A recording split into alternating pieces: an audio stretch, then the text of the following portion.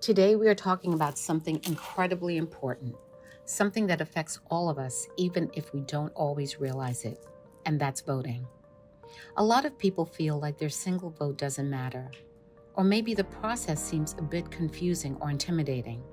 But the truth is, voting is one of the most powerful ways to make your voice heard, to impact the policies and decisions that shape our everyday lives.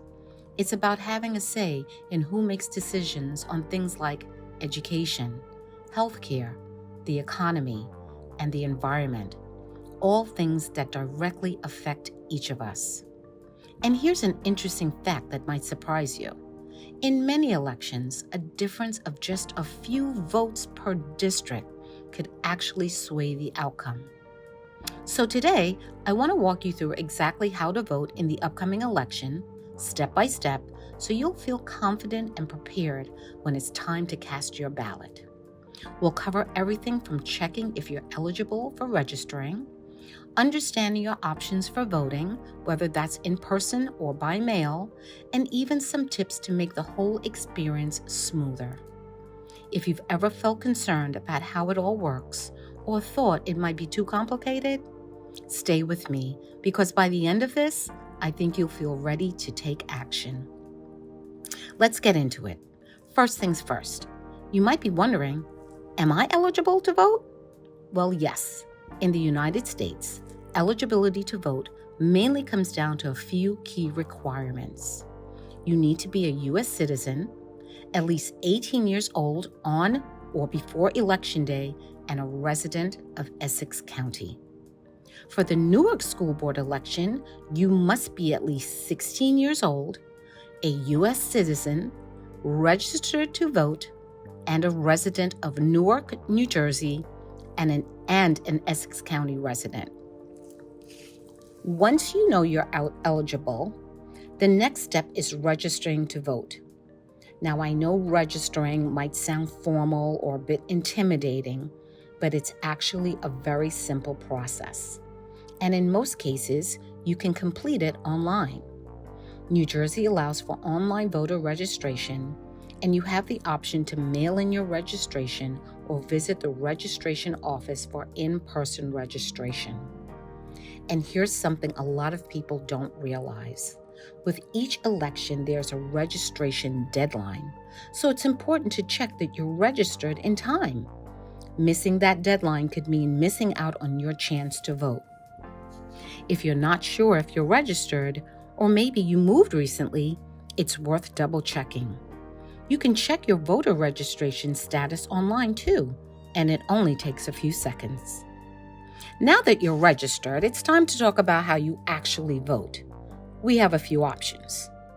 The flexibility is great because you can choose what works best for you.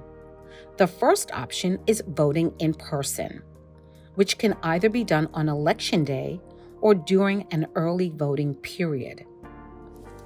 Another option is mail-in, which is especially helpful if you're traveling, living abroad, or just prefer to mail in your ballot.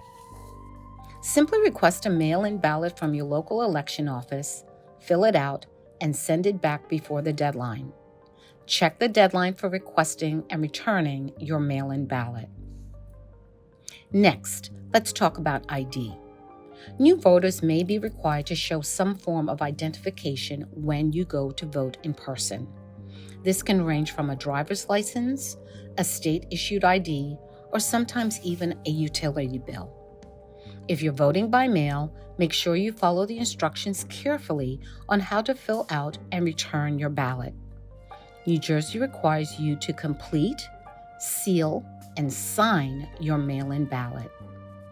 Another thing to consider is making a voting plan. Think about when, where, and how you want to vote ahead of time. For example, if you're voting in person, look up the location of your polling place and check the hours they're open. Your sample ballot will also list your polling location. Some people like to go early in the morning, others prefer midday or right after work or school. One question I get a lot is what happens if I make a mistake on my ballot? Mistakes can happen, and if you're voting in person, a poll worker can usually help you request a new ballot to correct any errors. If you're voting by mail and make a mistake, call the county clerk's office to request a replacement ballot. The key is to not feel rushed. Take your time and make sure everything is filled out correctly. Be an informed voter and make certain you research the candidates and the issues you will be voting on. This way, you're not just voting based on a name, but making an informed choice that aligns with your values. Once you've cast your vote, you might be wondering, well, what happens now? Well, your vote will be counted and included in the total results that help determine the election's outcome. You will even be able to track your ballot to make sure it's been received and counted. This could be a way to have peace of mind knowing that your vote made it through the system. Finally, remember, voting is just one part of staying involved in our democracy. You can continue to make a difference by staying informed, discussing issues with others, and even encouraging friends and family. Every voice really does count. And when we all participate, we help create a future that reflects our collective values and needs. So thanks for being here and learning about the voting process with me. I hope this breakdown made it feel a bit more approachable and less daunting. Take that first step.